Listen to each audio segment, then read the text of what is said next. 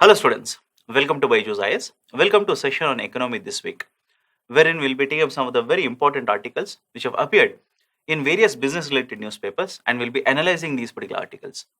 For this particular video, I've chosen the time period from 24th to 30th August of 2020. And the articles that I've chosen are basically from Indian Express, Live Mint, Hindu, Business Sign, etc. So let's begin the discussion. The first article is on the concept of Fiscal Council. In recent times, because of the pandemic, because of the worsening financial situation of the government, there has been a lot of discussion with respect to this particular idea of a fiscal council. Now, please understand this. Even earlier, the 13th Finance Commission, 14th Finance Commission recommended one or the other form of a fiscal council. Not only this, Government of India had set up NK Singh Committee to review the application or the implementation of FRBM, Fiscal Responsibility Budget Management Act. And even this particular committee had recommended setting up of a fiscal council. Now, in case of India, it is true that presently we are basically moving towards the concept of a recession. For example, in the first quarter, we have registered a negative growth rate of minus 23.9%. And every expert has already mentioned that this particular negative growth rate will exist or will persist even in this particular full financial year. So clearly we have moved towards a recession and we have moved away from the slowdown entering into recession.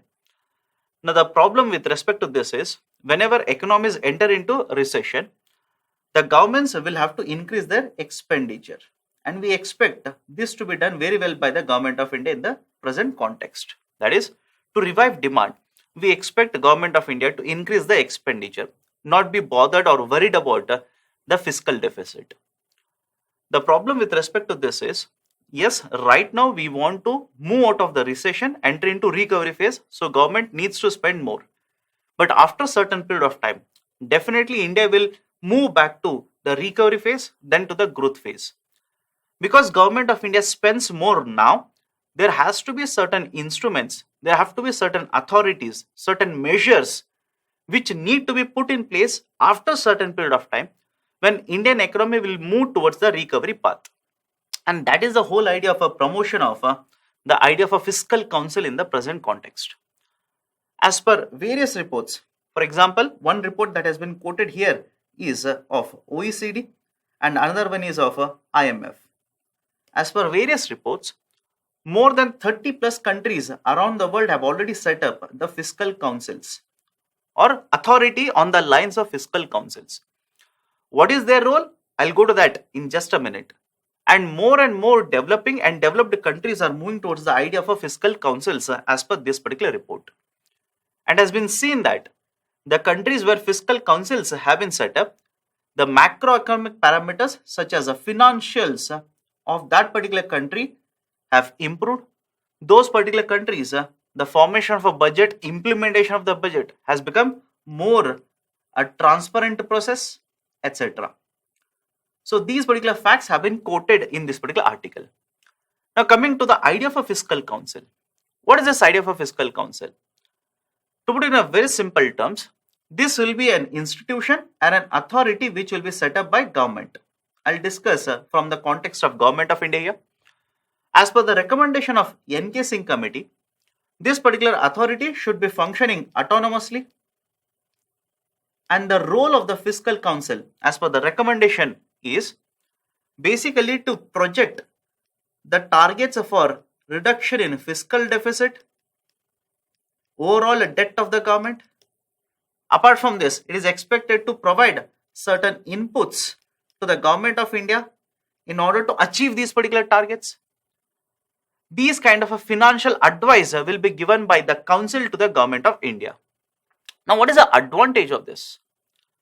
As per the data given in the article, for the financial year 2019 and 2020, the CAG report says that we ended up having a fiscal deficit of 4.6% of GDP. And this particular 4.6% is much higher or has been higher by 0.8%, which was targeted in the budget. And this year, in the budget, Government of India has put up a target of a 3.5% of fiscal deficit But various experts have already warned that this particular fiscal deficit will balloon up to 7% of GDP. And this particular 7% is not even accounting for the fiscal deficit at the state level. Where just like center, even the states are reeling under pressure, especially financial pressure right now. And their fiscal deficit is also expected to expand because of this particular pandemic. And as per the article, it notes that the overall or general fiscal deficit for India could be as high as a 12% of GDP. And not only this, because borrowings are going to expand, the overall debt of the government is also going to expand. And it is expected to expand up to 85% of GDP. Now have a look at this. As per the recommendation of NK Singh committee, we are supposed to reduce the overall debt to 60% of GDP by 2023. Whereas, as per the recent estimates, our debt to GDP ratio is expected to balloon up to 85% of GDP. In addition to this, CAG has been critical of the off-budget liabilities or off-budget financing which has been increasing in the recent times. In case of off-budget financing, government basically borrows from the market but circumvents or doesn't go through the budgetary process. So, nevertheless, even that particular borrowing lies on the shoulders of Government of India, which it needs to repay. And that particular off-budget liability is not considered while preparing the fiscal deficit numbers. So, the real debt or the real liability of the government at central as well as state level could be much, much higher.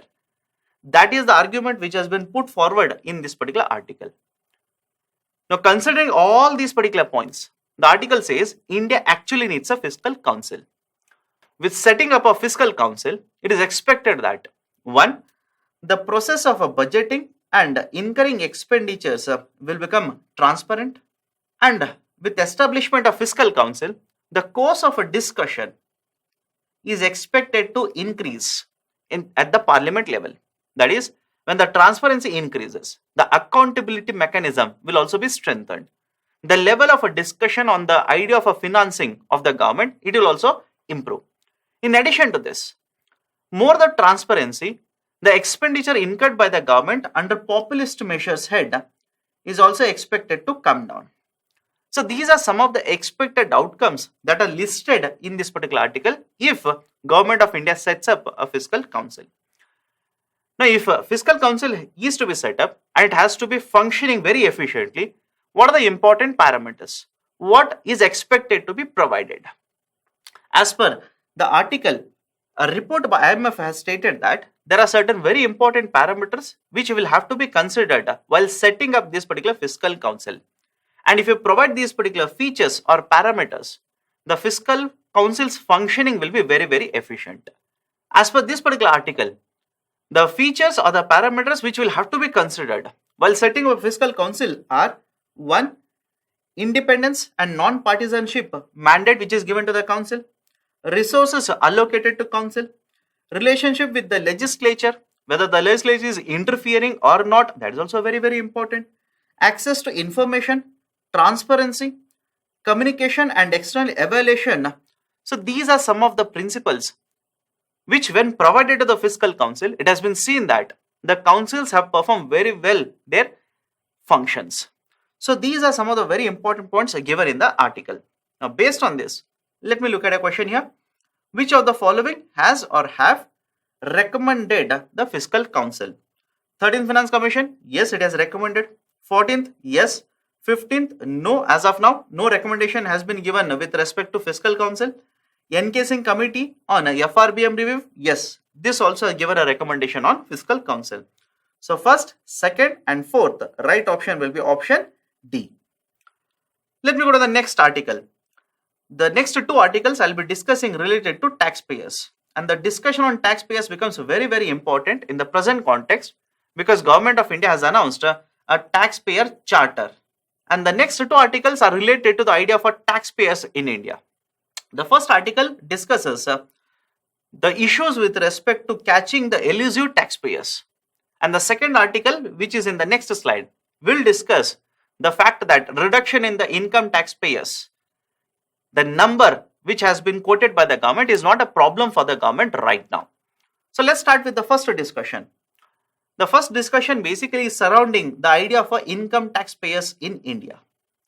Very recently, Government of India stated that, I'm just rounding off the numbers, only around 1.3 crore people are effective taxpayers.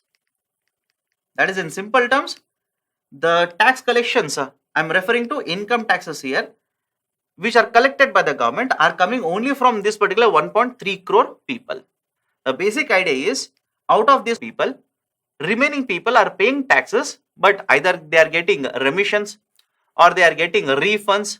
Because of that, effectively they are not paying any taxes. But 1.3 crore people are effectively paying the taxes. That is a basic idea there. Next, the article says that if you take the direct taxes in India, that is basically examples are income taxes, wealth taxes, so on and so forth. And the most important direct tax is what? The income tax and corporate tax. If you take the direct taxes, the ratio of a direct taxes to GDP has remained stagnant at around 5.5%. Follow the argument here. The ratio for direct taxes to GDP has remained stagnant around 5.5%. But whereas other reports state that the top 10% of the population are earning the majority of the incomes or wealth in India. I repeat the statement. On one side, the direct taxes to GDP ratio has got stagnated around 5.5%. And on the other side, various reports, for example, Oxfam report, they state that top 10% are earning majority of the wealth or majority of the incomes in case of India. So on one side, the tax to GDP ratio is getting stagnated, but on the other side, we are learning that huge amount of incomes are concentrated within this particular population itself. Now, some of you will ask me, sir, what is this particular idea of a tax to GDP? Why are you comparing tax to GDP? Please understand, the taxes which are collected in an economy are affected by the economic activity. Is it okay? The taxes which are collected in the economy are affected by the economic activity. Take it for example, income taxes, corporate taxes, or the best example, GST. Now, don't you think when India's GDP expands or increases like this, it means the market value of goods and services has increased. And when the market value of goods and services increases, can I simply say that the GST collection should also increase? This is with respect to the indirect tax. Now, how it is connected with the direct tax? If total production has increased, it also means the profits of the companies should start ballooning. The incomes or the earnings of the households should also start increasing. So in effect, when GDP increases like this, we expect the indirect taxes collection to increase, the collection of direct taxes to also increase. But in case of India, forget about the present year. In the last couple of years, at least between let's say 2012 to 2016 or 2017, the Indian economy has been increasing. But the collection of direct taxes have got stagnated at around 5.5% of GDP. That is the concern which has been raised in this particular article.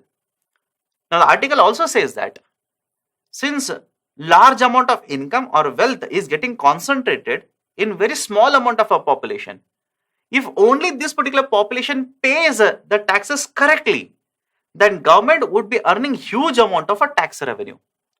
And the article quotes that only if direct taxes are paid promptly, such as income taxes, the direct tax to GDP ratio will be somewhere in the range of 18%.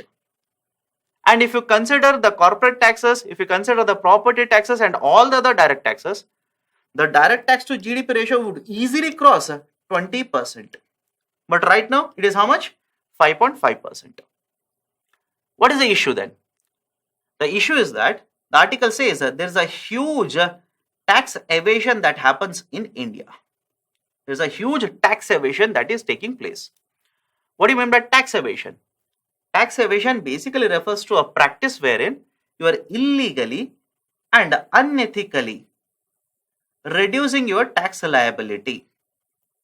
Tax evasion basically means illegally and unethically reducing the tax liability. In simple terms, the taxpayer is using illegal means, unethical means to reduce how much tax is going to pay to the government. And since there's a huge amount of a tax evasion that has been happening, there's a problem with respect to collection of taxes, which basically also means how much revenue is spent, how much expenditure is done by the government will also be limited. Now, what is the basic connection between tax revenue and the expenditure? If you have seen the budget documents of the government, let's take for the present fiscal financial year 21. If you take the tax revenues which are expected to be earned by the central government, out of the total budget, more than 70% of the revenues or incomes are expected to come from tax revenues itself.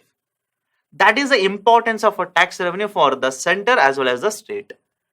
But because of the pandemic, naturally the tax revenue collection has come down. In addition to this, article says there is a large number of elusive taxpayers, tax evaders in India, as a result of which the total tax collected is getting affected.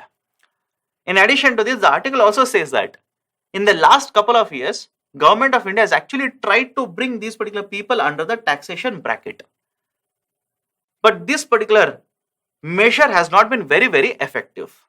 For example, the article quotes that as per a report published in 2016, for the year 2012, effective taxpayers in case of India was 1.2 crore people. And by 2019-2020, the latest information given by the government, this has increased to just 1.5 crore taxpayers. So despite implementing reforms such as a demonetization, the number of taxpayers or effective taxpayers have not increased by a huge margin. One of the reasons why tax collections are very low in case of India is also that the exemption limit has been increased by the government.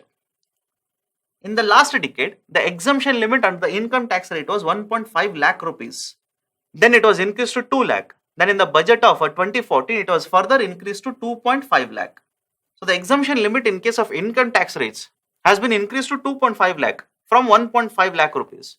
As a result of this, it is said that annually Government of India's exchequer loses a tax revenue of more than 30,000 crore rupees. So there is a tax evasion. In addition to this, the exemption limit for income taxes has been increased.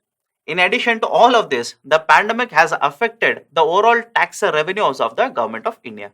So in just these are the points which are discussed in this particular article. Now let me go to the other side of the argument of this particular issue.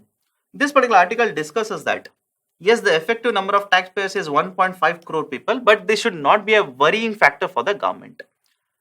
The calculations which have been provided in this particular article are like this.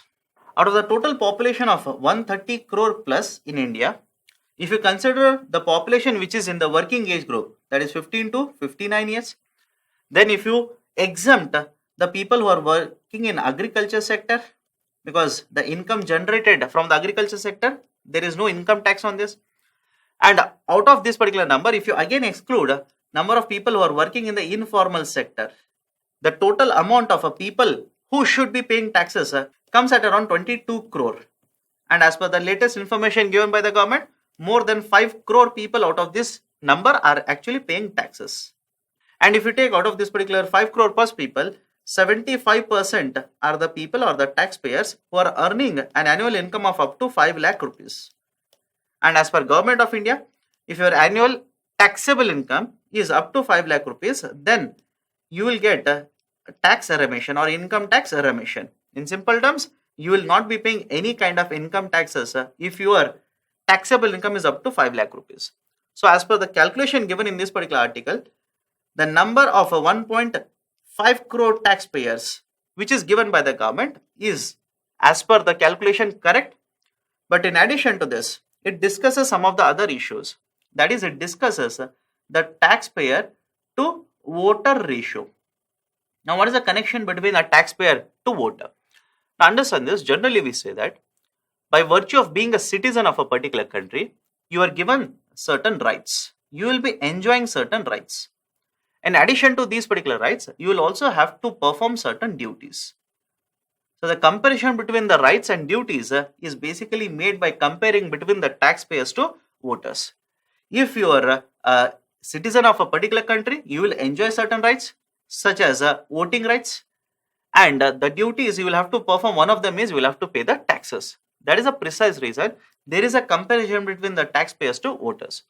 In case of India, when you calculate the numbers, the article says that the taxpayers to voters ratio is as low as 2%.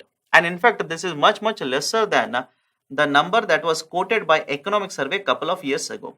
As per the Economic Survey calculation, the taxpayers to voters ratio came at around 4%. And the same survey noted that it should be around 23% for India. It also simply means that people enjoy rights in India. Whenever it is a question of enjoying rights, people make full use of it. But when it is a duty or the time to perform their duties, such as paying taxes, they are moving away from these particular duties. When you compare these particular numbers with certain countries such as Sweden, there the taxpayers to voters ratio is more than 80%. You compare this with developed economies, it is more than 40% on an average in these particular economies. Whereas in case of India, it is very low at 2%. So these are some of the very important points which have been given in this particular article. Now beyond this, what recommendations have been given? The article mentions that there is a large number of taxpayers who are earning huge amount of income. And when I say large number, I am speaking in terms of absolute numbers. As a percentage of population, it will be very small. So these are the very rich earners in India who are earning huge amount of incomes. And the wealth generation in case of India is getting concentrated at the top of the pyramid. So the argument in this particular article is, if government of India wants to increase the tax collection, it better target these particular people. Since they are earning huge amount of income, they are not paying right amount of income taxes, we know that. So we should target these particular taxpayers and try to get huge number of tax revenues recovered or collected from these particular people. And this particular recommendation makes a better sense because right now Government of India has introduced the faceless assessment and faceless appeal system, under which the objective is to ensure that the system is transparent, corruption is eliminated, the taxpayers should become honest. So in order to increase the tax revenues, the article mentions that rather than running behind large number of taxpayers where their taxable income is very less, target these particular people who are earning huge amount of revenues or incomes but are not paying the right amount of taxes. That is the gist of the article given here.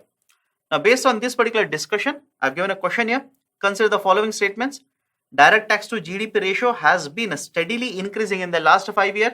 Underline the term steadily, right? No, this is wrong. Tax to GDP ratio has been steadily increasing in the last 5 years. Again, underline the term steadily. It is wrong. Because if you have seen from 2018 to 2019, this particular tax to GDP ratio for India has actually declined. For the first time in the last 10 years, the tax to GDP ratio has come down below 10%.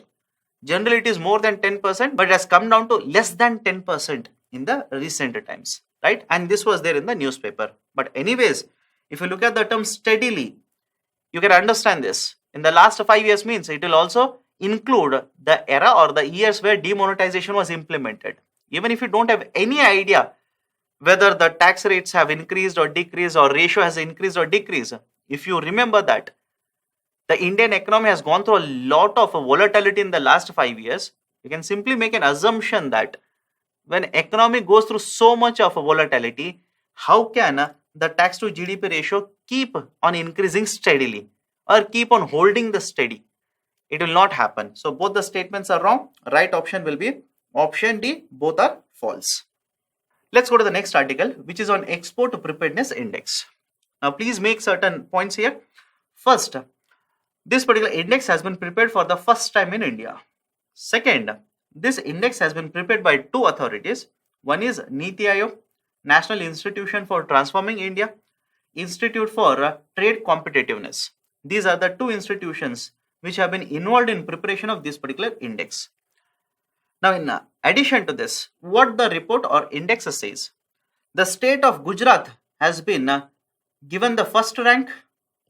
As per this particular report, the reasons for the issue of a trade competitiveness or export preparedness in remaining states are three. One, poor trade support and growth orientation, poor research and development infrastructure.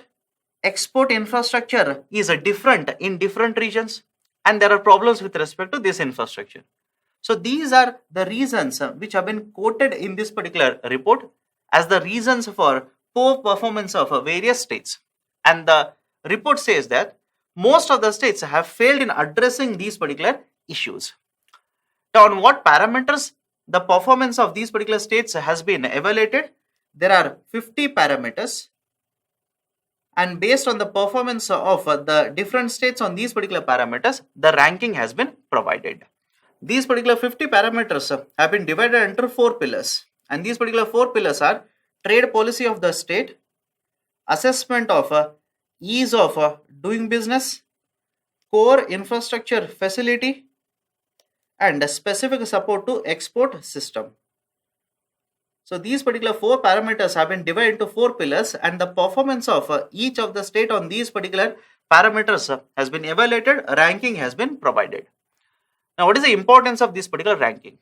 Please understand, one of the ways of promoting growth or GDP is by promoting exports. Exports not only help in promotion of or increased contribution to GDP, they will also have a multiplier effect, such as more contribution of manufacturing to GDP, creation of employment, huge amount of forex reserves will flow into India. The dependency of Indian market on external market will come down. So you can focus on the idea of a self-reliance here.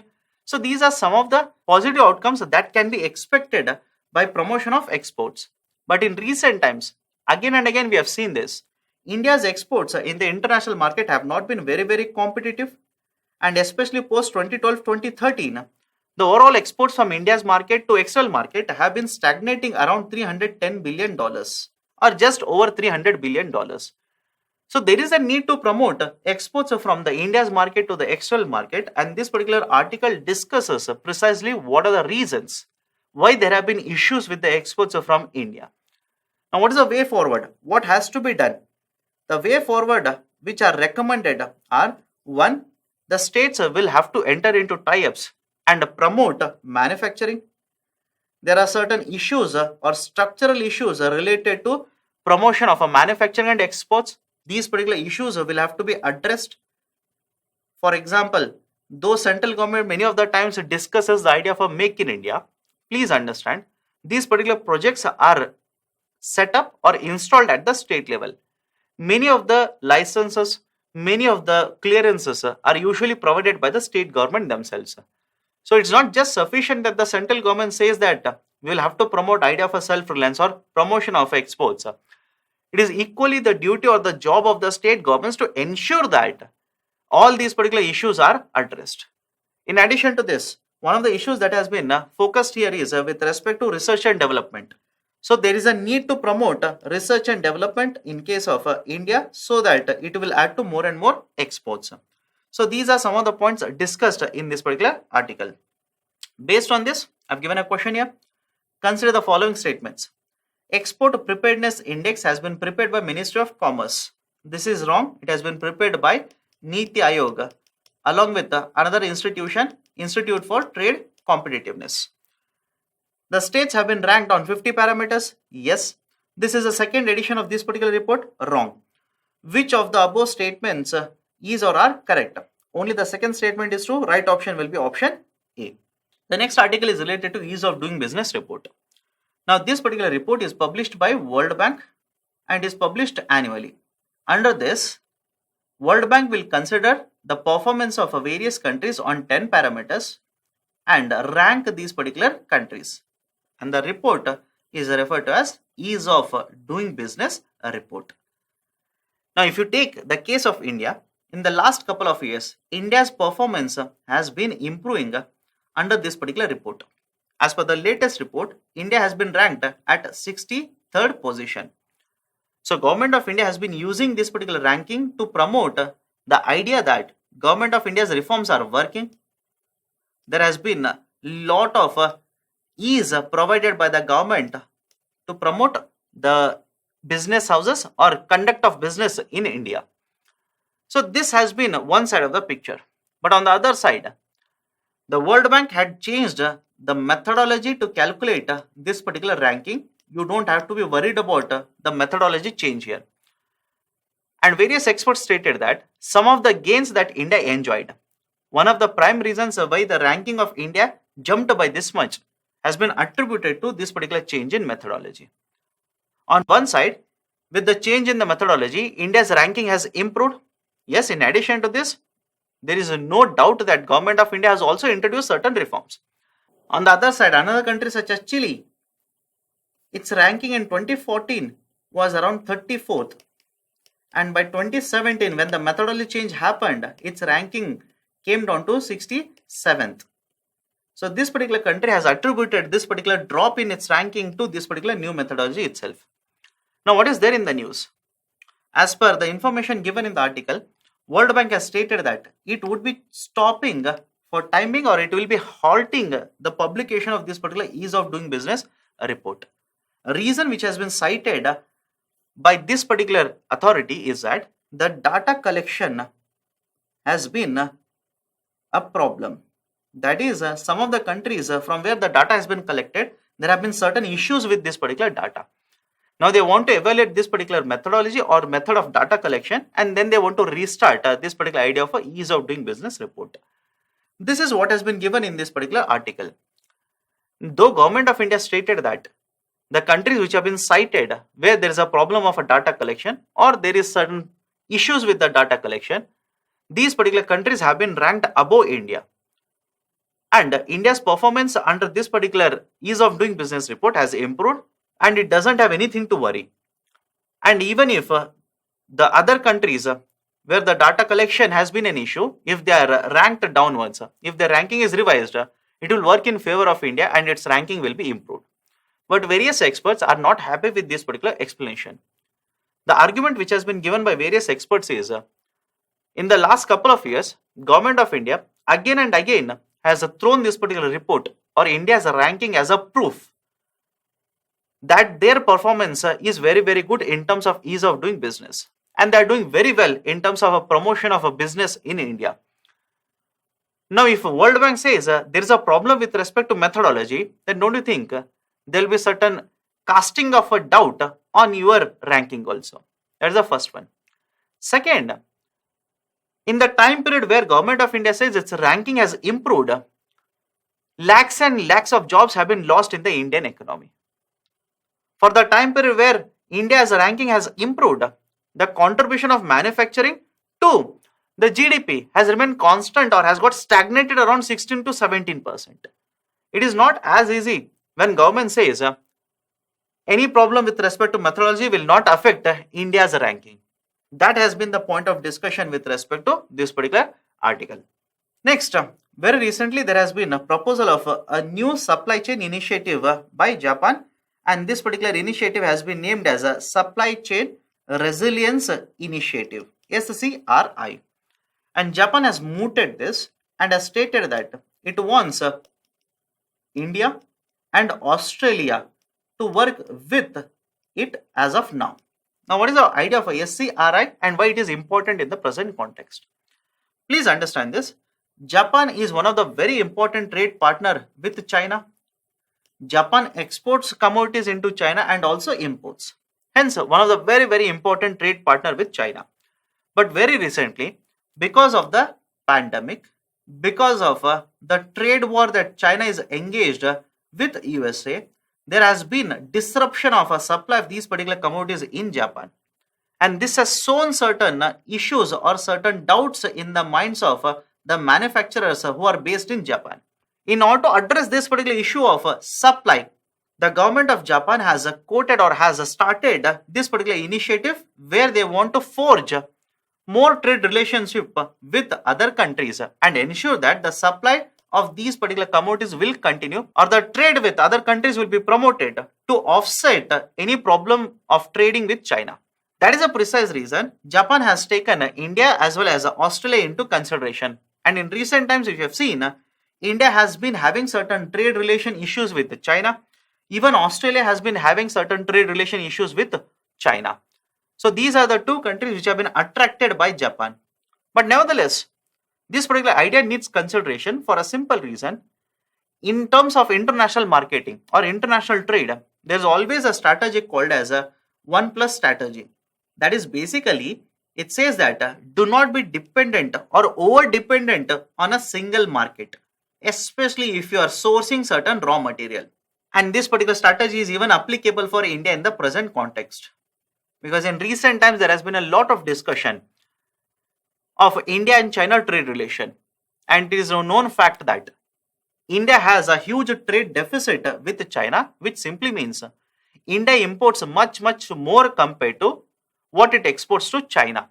The argument here is, since you are heavily dependent from a single supplier in the market, if the trade relations go bad, for any matter, if there is a dispute between both of you, then this will affect the supply of the important raw material, important intermediary goods, important finished goods, which you are basically consuming in your domestic market. That is the reason it says that you do not want to be heavily dependent or over dependent on a single supplier in a market. Develop multiple suppliers, multiple countries as a source of your goods or raw materials for that particular matter. And the same strategy is being used under the concept of supply chain resilience initiative. Now, why the Japanese government has chosen India? It is for a simple reason. India and Japan trade relations are also very important. India has signed a comprehensive economic partnership agreement. It has been effective for the last 7 to 8 years between India and Japan. Now, this particular CEPA very recently was there in the newspaper because India's side wants a review of this particular CEPA, because it has been seen that in case of the FTAs or the trade agreements which has been signed by India with other trading partners, no doubt India's exports have improved, but it is also equally important to note that the other trading partners have benefited more compared to India out of this particular free trade agreement. That is a precise reason very recently Government of India started a process of reviewing these particular free trade agreements so that they can change, amend or sign a new agreement which is going to benefit Indian traders also or India's exporters also. That is a precise reason why this particular initiative of SCRI becomes very important. Now, beyond this, not much is available right now with respect to this particular initiative for a simple reason. It is just a proposal. You will have to wait and see how the deliberations will be conducted, what kind of agreements will be signed as a result of this particular initiative, and what will the benefit that India will gain from such an initiative. So this is a discussion related to supply chain resilience initiative. Based on this, I've given a question here. Which of the following are the member countries of a Quad or Quadrilateral Strategic Dialogue? Please make a note of this. India, Japan, Australia, USA. These are the 4 countries in this particular Quad or QSD. So the right option will be 1, 3, 4 and 5 and that will be option D. Let's take up the next question. Consider the following statements. Supply chain resilience initiative has been mooted by India to improve the trade with China and USA. Wrong, it has been mooted by Japan. India does not have any trade agreement with Japan. This is also wrong. India has a comprehensive partnership agreement with Japan. So both the statements are wrong. Option D is the right option. So these are some of the very important articles and the questions related to these particular articles for this particular time period. Thank you. Have a good day.